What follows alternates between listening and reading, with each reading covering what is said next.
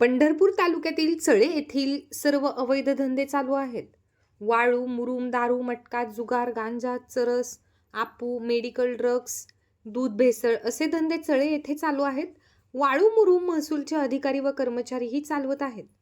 चळे येथील गायरान गट नंबर 274, 530, 624 या गटातील सुमारे 70 ते 75 ब्रास मुरुम तहसीलमधील अधिकारी व कर्मचाऱ्यांनी कुठल्याही पद्धतीची रॉयल्टी न घेता त्याची रॉयल्टी घेऊन त्यातला मुरुम विकला आहे.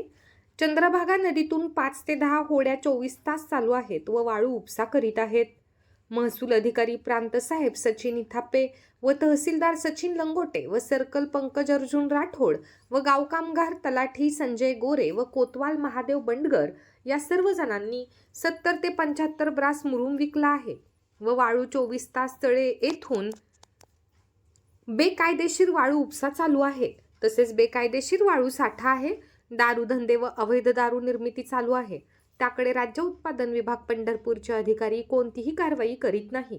तालुका पोलीस स्टेशनचे अधिकारी व कर्मचारी वर नमूद केलेल्या वर्णनाचे सर्व धंदे व्यवस्थितपणे व चांगल्या पद्धतीने त्यांच्या सोयीने चालवत आहेत.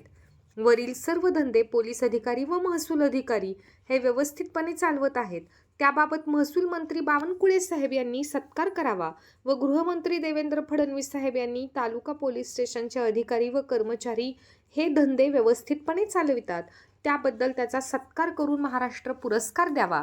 सदरचे अवैध धंदे 8 दिवसात बंद न झाल्यास व कारवाई न झाल्यास पंढरपूर प्रांत कार्यालय अथवा तहसील कार्यालय समोर बेमुदत उपोषण करणार आहे.